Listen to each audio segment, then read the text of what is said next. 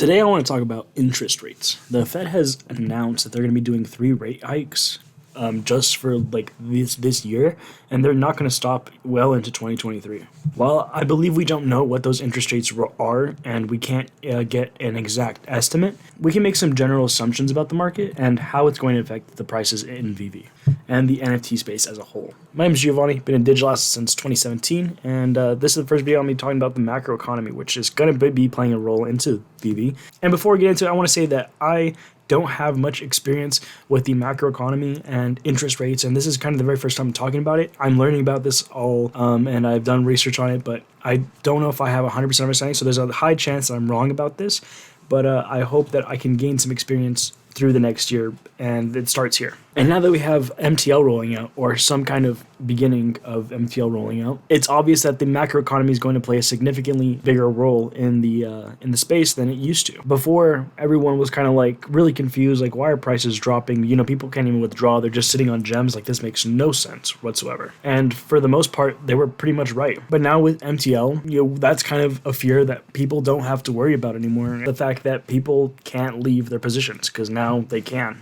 or at least very soon they will be. What the rates are essentially, you know, the rates you give on loans is the price of money, and the Federal Reserve kind of sets that price, and the recommended price that all the banks sort of have to follow. In March, they plan on increasing the price of those loans, and the reason why they're doing that is to kind of combat inflation. The Federal Reserve understands that they need to play a balance between how much money they print and how cheap it is to buy that money, right? So if you know how to properly use credit and debt to your advantage, you can actually make profit here, because inflation rate from last year to this year was 7%, meaning on average, if you had any commodity, any investment, anything whatsoever, it increased 7% across the board, measured through different things, right? So that's the estimated number. However, if you had a loan, right, if you took out a loan last year and were paying 3% interest rate, you actually made money holding debt because of the high interest rate. You netted that 4% in profit. And so I wanted to discuss a strategy that you might want to use for the coming year. If inflation rates stay high and we continue to have another 7% the following year, and the Fed continues to print money to keep up with themselves, and by proven by the increase in those interest rates, any investment that you put that money into is going to increase in price. So I think what I might do is try and get my hands on a 2.5% loan or 1% loan or something pretty cheap, and obviously not thousands of dollars, but just enough to leverage my position and make money off of someone else's dollar. If the Fed decides that they need to keep stimulating the economy and keep printing money, we're just going to have the value of our items and our things appreciate, and that's just the way it's going to work. And that's going to be most prominent and noticeable within purchasables and, you know, hard goods, hard investments, hard assets, I believe is the term. And digital collectibles are just a new form of hard assets.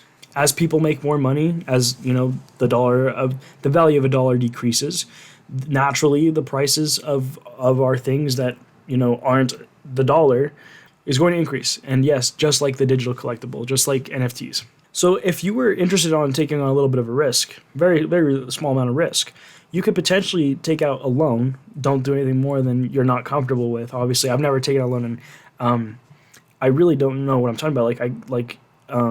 So what I could do is potentially take a $1,000 loan out, right?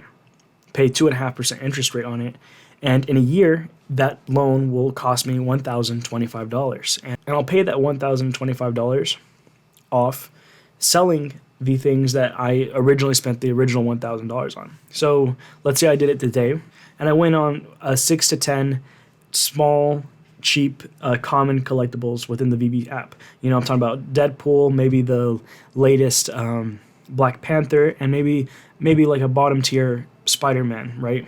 So I was really diversified and therefore had low risk within the NFT space. But then since I'm in the NFT space, a significantly higher chance of return, and I make 10% on those collectibles, partially because of rising inflation, which, you know, naturally inflation is going to make everything more expensive. So it's partially because of inflation, but the other reason is because the NFTs are just going to increase. You know, this year is going to be a big deal for advertising, and if you know how to leverage your money correctly, you could potentially make a pretty penny. The issue with this is if you don't have a credit score, you're probably not going to make much, and I've been trying to build credit for like the last probably 7 months now. Ever since I turned 18, I've had a credit card essentially. So I'm barely beginning to build credit score. So I don't know if I'll be able to be eligible for one of these loans, but maybe I could put up something for collateral, etc., to potentially try and leverage myself into making money from someone else's dollar. And I think we can all safely say that most of the collectibles in the Veve space are going to be worth more than they are today. Even the OMI token itself could increase significantly. Not just that, but with inflation and the Fed just keeps printing, you're going to make money. As long as you didn't keep it in cash, if you just purchased something with that $1,000 that appreciated more than the rate of which your debt was, you're going to make money from that.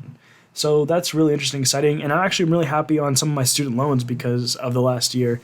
I'm making money on my student loans right now because of the fact that inflation rates are high, and I'm netting the difference, which is nice. And I mean, yes, I still have to pay those loans, but at the end of the day, the loans are now cheaper than what they were to begin with.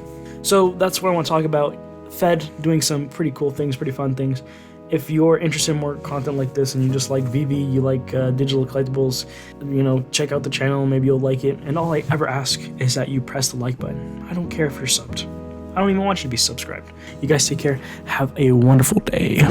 Yeah, I wake up, then I'm going to the moon.